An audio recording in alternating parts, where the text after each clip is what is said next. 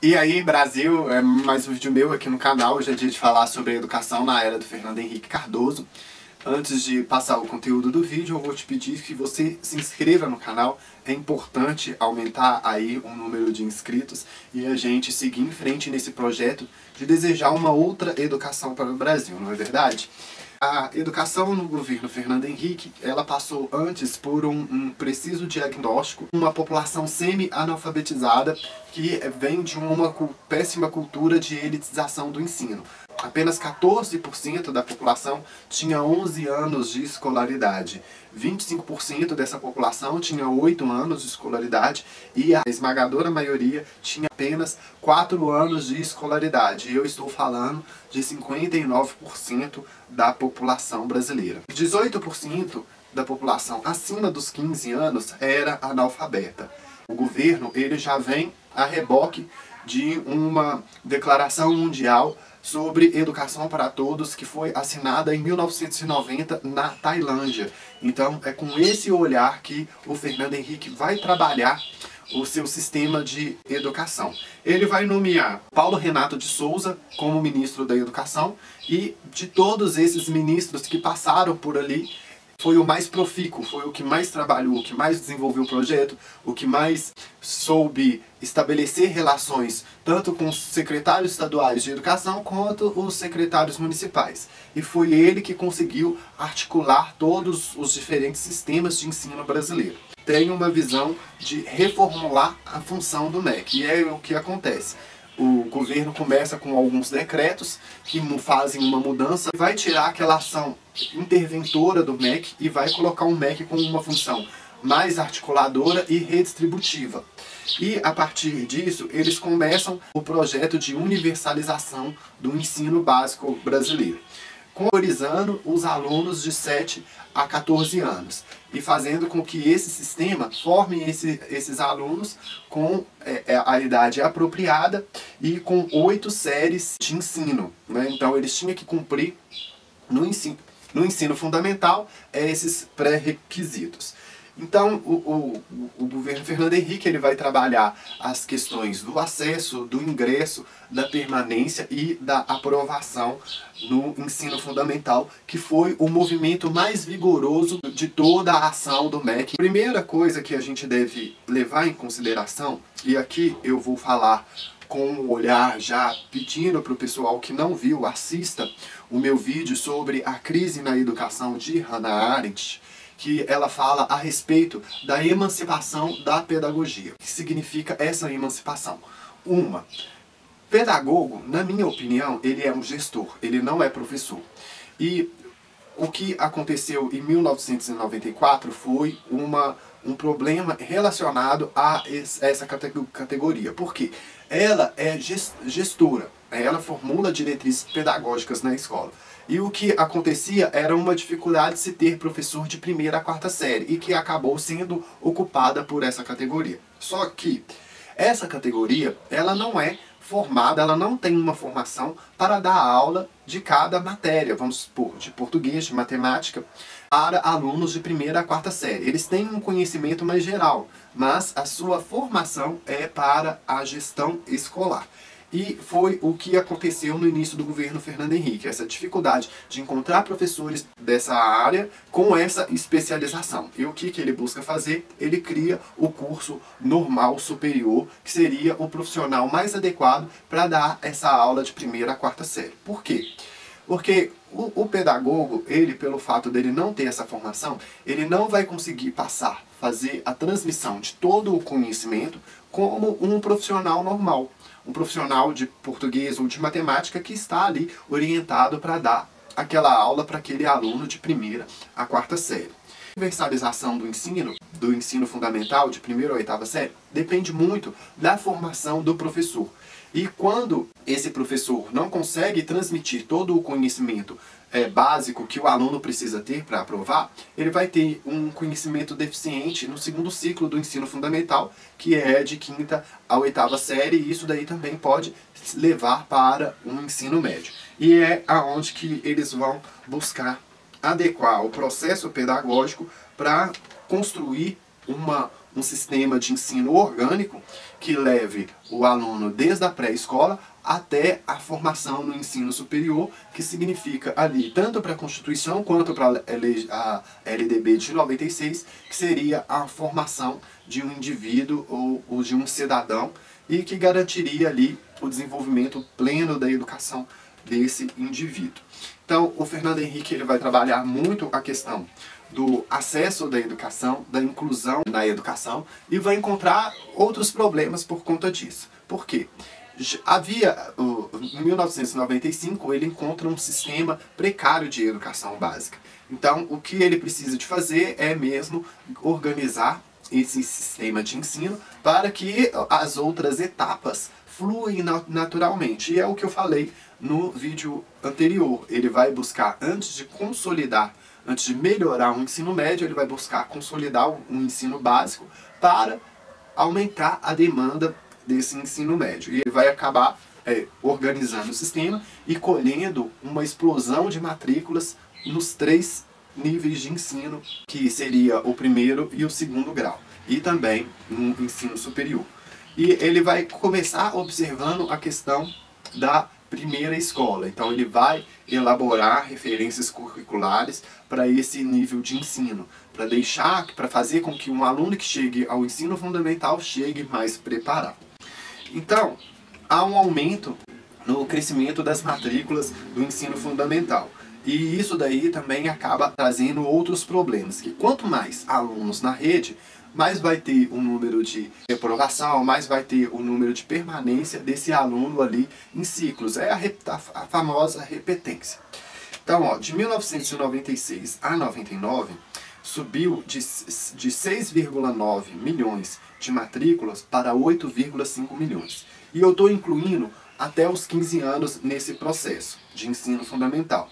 Aí a gente já marca as distorções série e idade, que seria o aluno fora daquele tempo ali, daquele período de aprovação. E é aonde que eles vão fazer um outro foco, em consertar essa distorção, em fazer com que os alunos formem na idade certa. Só que não é uma coisa que eles conseguem da noite para o dia. Isso daí é uma construção que demanda tempo. Ou seja, ali a gente teria uma taxa média de aprovação comparada com 1988 de 60,6%. Em 1996, esse número ele sobe para 73%. O ensino fundamental ele saltou de 1.588.000 para 2.383.000, um aumento de 50,1%. A taxa média de reprovação em 1988 ela era de 18,8%. Em 1996 ela cai para 14,1%. Como eu disse, com a expansão da matrícula, essa taxa ela não cai de uma vez, né? Porque quanto mais alunos dentro do processo do ensino, mais vai ter reprovação. E a taxa média de abandono, que é onde que a maior vitória, ela em 1988 ela era de 20,6%, em 1996 ela cai para 12,9%. A diminuição da taxa de repetência e o aumento da taxa de aprovação, ela é alvo de ação conjunta entre o Ministério da Educação, os governos estaduais e as prefeituras. E nesse sentido é que eles vão dar uma maior vazão para essa questão, para ver se consegue resolver a nossa taxa líquida de escolarização, porque ela é ainda muito baixa. Ela é de 32,6%, sendo que nos países desenvolvidos e da OCDE, ela chega a 80% a 90% da escolarização líquida, né? E o progresso acentuado dessa taxa de reprovação, seguido também de um aumento da taxa de aprovação, ela, nessa ação conjunta, ela acaba sendo discutida na Lei de Diretrizes e Bases. Com a LDB de 1996, rompe com um sistema seriado sem fazer umas mudanças estruturais prévias, sem garantir essas condições pedagógicas, salariais e de formação para esse professor, além de outras necessidades de desenvolvimento de um verdadeiro sistema que garante a progressão continuada. O que seria essa progressão continuada? O aluno, no lugar de apresentar o resultado na prova, ele vai ter que demonstrar, ter habilidades e competências. E o conceito do ensino desse aluno fica relaxado. E, na minha sincera opinião, esse aluno deixa de estudar porque ele sabe que no final do ano ele vai passar. Então ele para de prestar atenção no professor, começa a fazer bagunça na sala de aula e acaba atrapalhando o processo de aprendizado, não só dele, como o de outros alunos. E quando chega no final, o sistema passa esse aluno sem ele garantir ali um mínimo de aprendizado, um mínimo de comprovação de aprendizado. E aí é que concentra um dos maiores gargalos da educação brasileira, que faz a gente bater com a cara no PISA todo o ano. E enquanto a gente debate essa situação, muita gente aí fica acusando o Paulo Freire, o cara que já morreu, que já teve o seu papel na educação. Muita gente busca culpar o Paulo Freire pelo fracasso da educação. A gente deveria olhar com mais atenção para ver se o sistema de ciclos realmente está funcionando e se os estados estão garantindo todos os pressupostos de um sistema de progressão continuada. Ele progride? Está aí, né, para discutir. Mas isso não é assunto desse vídeo, é assunto de outro. Só que no lugar de resolver os problemas do fluxo escolar, de taxa de reprovação, você acaba criando outras distorções, gerando aí alunos que, vamos dizer, vadios, que não estudam e que acabam atrapalhando o professor na sala de aula. E isso daí se dá em função de um sistema que elitizou a educação, que sempre teve um olhar preconceituoso com quem tinha dificuldades na escola. Então, assim, eu acho que dentro dessas transformações que deveriam vir aí acerca da educação, é preciso corrigir os rumos em relação à progressão continuada e também ter um olhar mais sensível com a população que tem uma dificuldade no processo de aprendizagem e também garantir um meio de que dá para detectar esses alunos logo no início e que esses alunos eles tenham uma atenção numa classe de reforço escolar e mude essa realidade, porque apenas no final do ciclo é que a escola percebe que o aluno tem a dificuldade e acaba passando ele assim mesmo e a gente gerando aí esse sistema capenga, manco de educação. No ensino médio há uma ampla reforma curricular, uma reorganização do ensino técnico e também uma expansão do acesso ao ensino médio. No vídeo anterior eu falei quanto era reduzido o número de alunos que tinham acesso ao ensino médio, é o que ele vai buscar acabar com esse aristocratismo do ensino médio. Então ele vai trabalhar o ensino fundamental para que gere uma demanda natural para o ensino médio. Há uma explosão de matrículas nesse nível de ensino, de 94 a 99, ele salta de 57,3% para 67,8%. O número de concluintes, ele sai de 915 mil alunos para 1.535.000, sendo que 38% destes concluem o ensino com a idade adequada, ou seja, os outros ainda tem problema com a distorção de idades. E aí o número de alunos acima de 18 anos no ensino médio também cresce. Ele sai de 3,1 milhão para 4,3 milhões. Ou seja, aí com o aumento da oferta também acaba aumentando outros números e isso daí é muito natural. As distorções ela acontecem, né, quando se há um ritmo pujante de melhorar a educação. Aí vem o semantismo da Constituição de 88, porque há um aumento no número de municípios que ofertam um ensino médio. E aí a gente vai lembrar que cabe aos municípios o ensino fundamental e a pré-escola. E eu acredito que antes da Constituição de 88, o ensino médio já era fornecido por alguns municípios e o que acabou continuando. Eu acho isso aí ainda um erro histórico, porque imagina, se tivesse dado toda aquela realidade constitucional e o ensino médio ser uma obrigação exclusiva do governo estadual, isso daí melhoraria o sistema, porque faria com que estados e municípios alcançasse expertise, tanto no próprio sistema de ensino e até mesmo na formação de professores, porque ficaria tudo dentro do seu nível.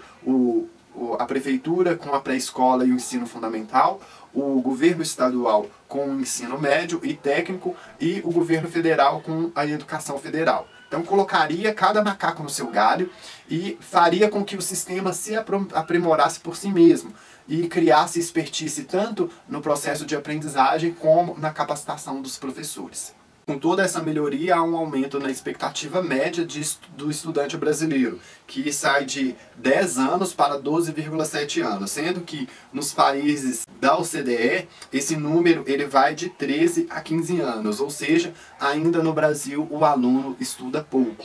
Ou seja, lá fora eles estudam mais anos, então a gente precisa de levar isso daí em consideração para levantar os problemas da educação, né, brasileira, que há uma disfuncionalidade mil, e eu acho que é melhor a gente buscar aqui dentro da institucionalidade da educação os erros do que ficar acusando um fantasma por aí.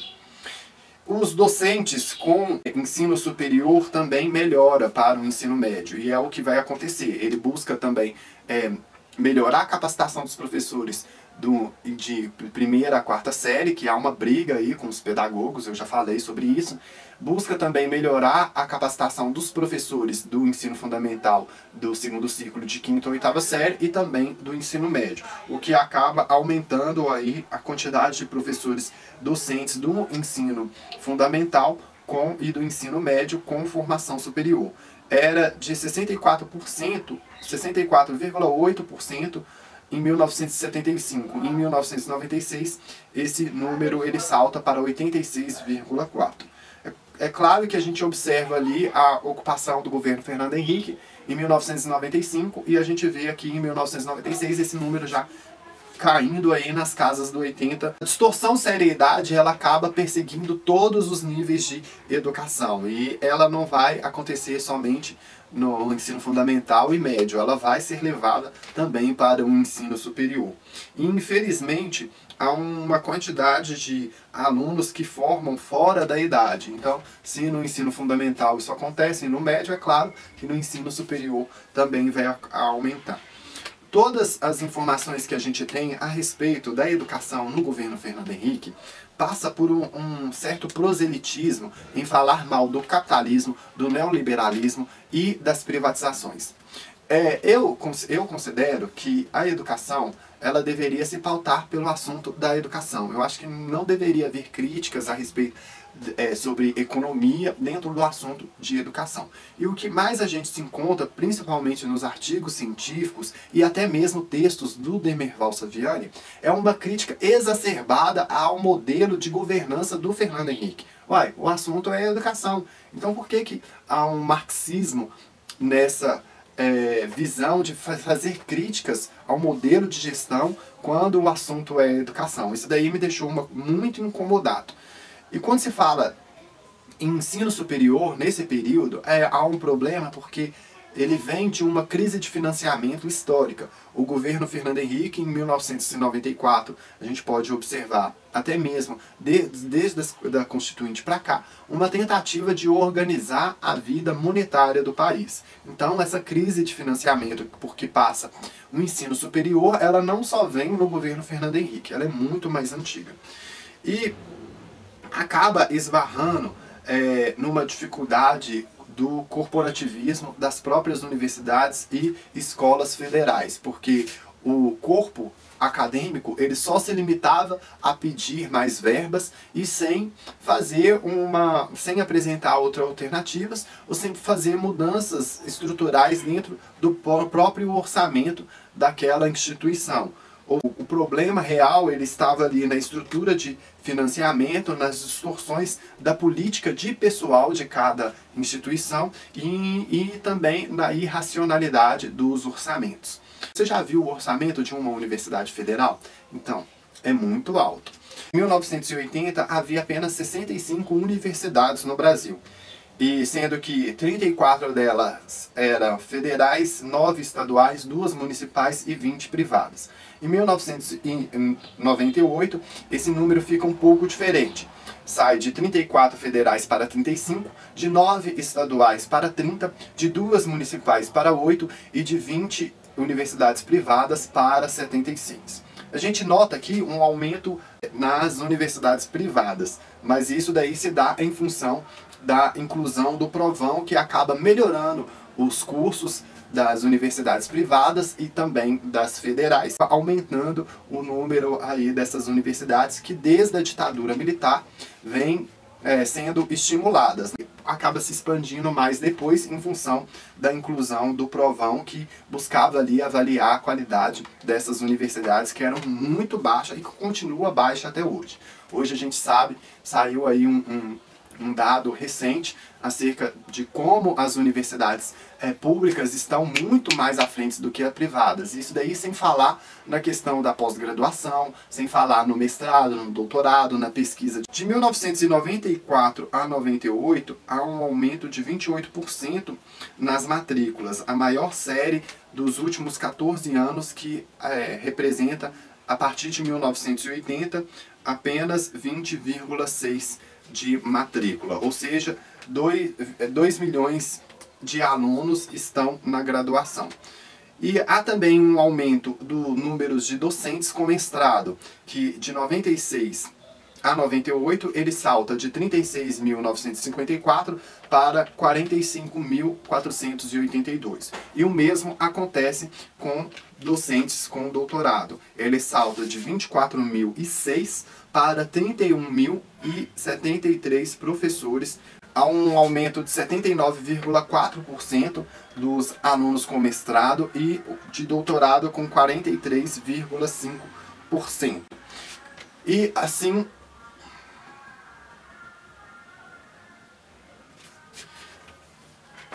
aquele problema com a distorção série e idade acaba chegando também ao ensino superior, porque apenas 9% da população forma com os 21 anos de idade.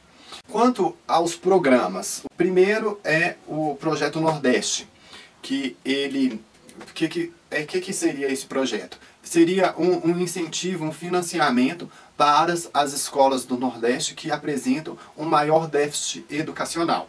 Aí o sucesso desse programa foi tão grande que ele acaba se estendendo para a zona norte do país e também para a zona centro-oeste. E ele era exclusivo para escolas que tinham dificuldades pedagógicas, dificuldades no processo de aprendizagem.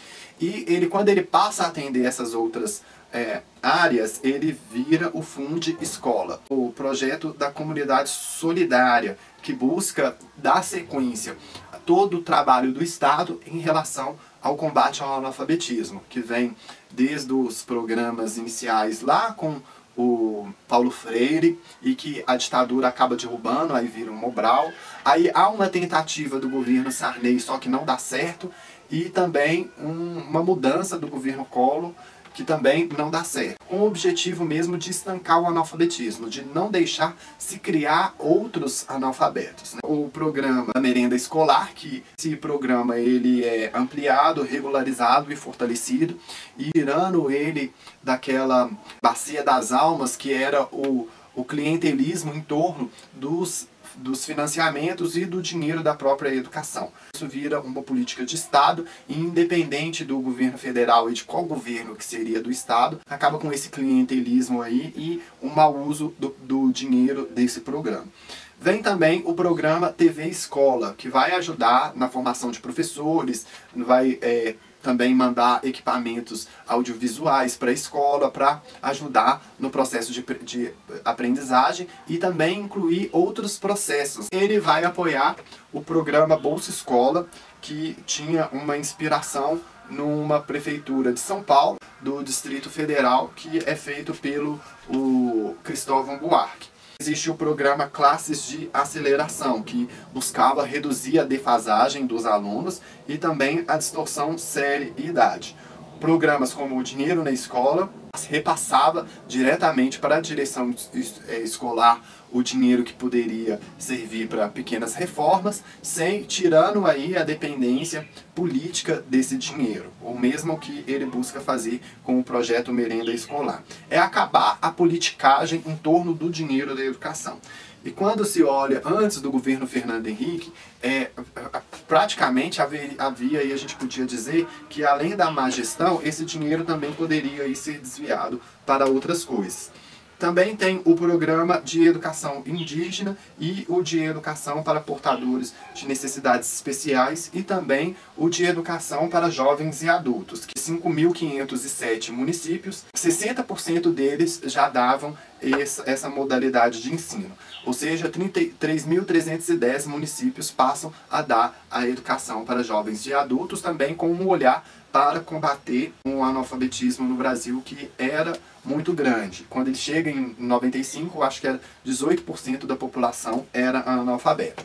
E ele vai reformular o SAEB, que é um sistema de avaliação da educação. Ele vai incluir o censo de professor, vai criar o Enem, o Provão, incluir o Brasil no PISA. Dentro desse contexto de todas essas reformulações do ensino, vem aí mudanças constitucionais na educação, que seria a emenda 11 de 96, a emenda 14, que busca redistribuir o dinheiro da educação, acabando com esse clientelismo, destinando o recurso na ponta, e ele vai criar também o Fundef, que é o Fundo de Desenvolvimento da Educação e também de financiamento para um magistério.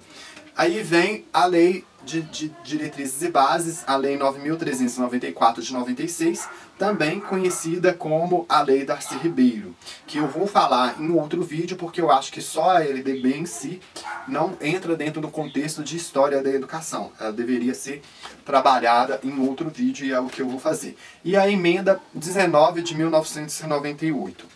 Olha, o processo da educação no governo Fernando Henrique evolui de uma maneira, assim, esplendorosa. Eu acredito que se fosse realmente interesse do governo Lula em aprimorar todos os avanços do governo Fernando Henrique, a gente estaria em outra situação. Em 2001, que é o último ano do governo Fernando Henrique, entra em vigor o Plano Nacional de Educação. E assim termina a educação no governo Fernando Henrique Cardoso, que foi um período de transformação para todos os níveis de ensino, tanto para a pré-escola, quanto o ensino fundamental, ensino médio e ensino para o ensino superior, apesar de que o Fernando Henrique, para definir o ensino fundamental como a prioridade do seu governo, ele acabou comprando briga com o corporativismo da educação superior.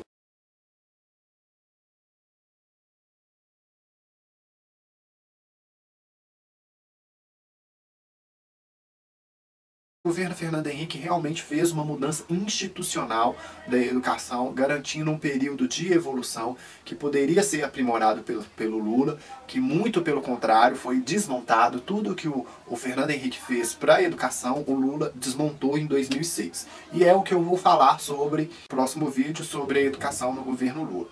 Então fique aí mais um vídeo sobre o conteúdo da história. A gente passa aí essa era Fernando Henrique Cardoso com um período super de evolução para a educação nos 3 níveis de ensino, apesar de todo o proselitismo que foi feito ao contrário disso. Fica aí mais um vídeo, vai concluindo aí a história da educação. O próximo vídeo é a história na era Lula, depois vem Dilma, um pedaço sobre a educação no governo Temer e aí a nossa lástima maior, a educação no governo Bolsonaro, que é uma tristeza sem tamanho e sem precedente. Eu nunca vi um período de um ano ter uma troca de ministro e não ter absolutamente nada de plano efetivo, de ação efetiva, não tem planejamento estratégico, não tem nada. Infelizmente é isso aí. Então, fiquem com Deus, galera. Tudo de bom para todo mundo. Espero estar contribuindo aí com vocês, com quem estuda a história da educação. E a gente vai aqui acumulando também conhecimento e preparo para a gente poder discutir lá na frente os problemas mais estruturais da educação, para a gente sair dessa zona rasa aí, dessa direita ignorante que só sabe culpar o Paulo Freire de tudo. Então, fiquem com Deus. Tudo de bom para todo mundo e vamos lá seguir o nosso projeto. Até mais.